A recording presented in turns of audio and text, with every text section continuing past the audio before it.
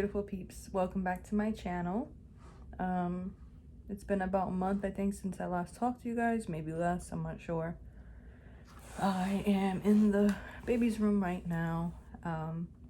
She's taking a much needed nap. She's cranky and overly tired. Motherhood has been both challenging and rewarding at the same time. Let me not rock on this chair. Oh, it's an angle though. Say hello to my BFF. Anyway, that's distracting. Okay, don't mind that. Yeah, so like I was saying, motherhood has been both challenging and rewarding at the same time. I told you the birth story, and so after that I went for my 3-week checkup, and my doctor did diagnose me with the beginning stages of like postpartum depression, and I had a hard time accepting that, and I was very depressed because I was diagnosed with that. I didn't want that because I was saying, wow, I wanted this baby forever and now I have this, you know. But it makes sense because I had a traumatic time.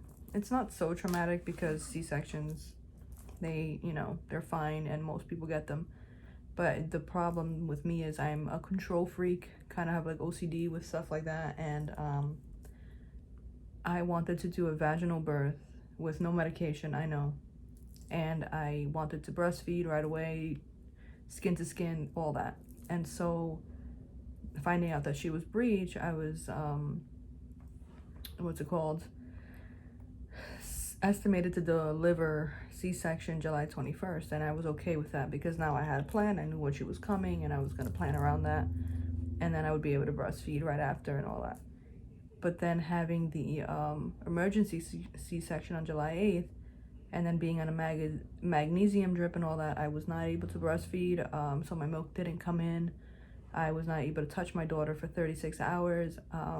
Even when I was standing up, I can barely touch her because then I started getting gas pain in my shoulders and just feeling so sick from the medicine, and it was a hard time.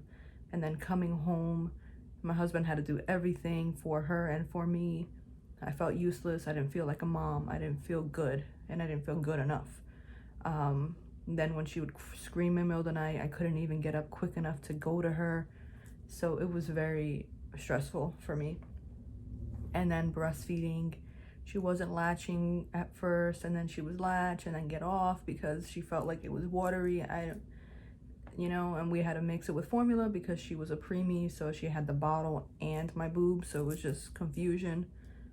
It was a lot going on, and then my breasts were getting engorged, lumps and knots, and then I would relieve it, and then it'd happen again and relieve it, and then her trying to latch on it. It is painful. People try to say that breastfeeding is not supposed to be painful, but it does hurt. A baby's on your nipple, sucking hard because they're starving, and then your boob is engorged and hurting already. It's a bad combination, and then you top that with postpartum depression. It was a recipe for disaster. And so unfortunately I only lasted about 3 weeks breastfeeding and pumping for her because the doctor's orders said to let go of something that's stressing me out, and that's the one thing I could control, to let go. It was so hard to let that go. I cried all the time, feeling like I was a failure and that I wasn't providing enough for my daughter.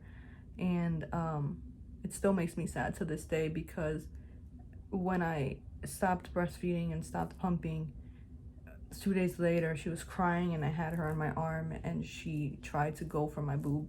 She tried to suck on it and it was very sad. I cried because I felt like I was denying her food, And so I was struggling with that, and a bunch of other stuff mentally, just the way life is right now, and with COVID and having a baby during a pandemic, not being able to see friends, not being able to see family too much. In the beginning, it was very hard. Now I'm seeing more family. I'm gonna make a point to see friends, but obviously within reason, and be careful. But life is hard. This whole thing is not easy, and I'm still dealing with the postpartum depression, but it's way better than it used to be. I was having times where I would cry at night, every single night. It was like on cue, boom, cry, and overthink about everything and how I'm a failure and everything like that. It's never feeling like I want to get rid of my baby. It was me feeling like a failure, you know? And still feel like that sometimes, still feel like, you know, I could do better, but I'm trying.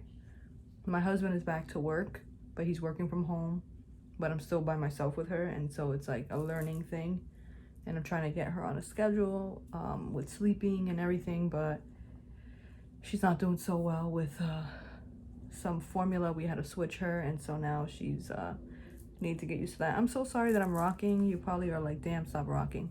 But it's like all I do is rock now forever. Even if I'm standing still talking to an adult, I just rock back and forth.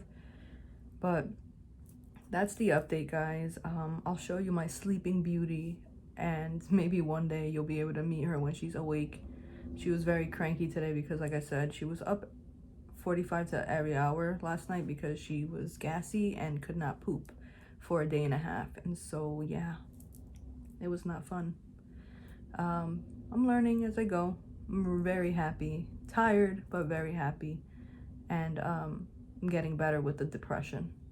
Most days are harder than others, but with this community, I wanted to give you guys the honest truth. And your time will come. Excuse me. Your time will come. Sticky dust, baby dust. God bless you guys. And I'll talk to you later. Here is the little cranky princess. We put her on this pillow only during nap time, don't worry, because I'm right by her. And I check on her periodically. She doesn't roll down or anything like that, so she's okay. But here she is, Sleeping Beauty. She gained so much weight. She's 8 pounds now. 20 inches long from 5 pounds and 17¼ inches long. That's hope. That's my rainbow of hope.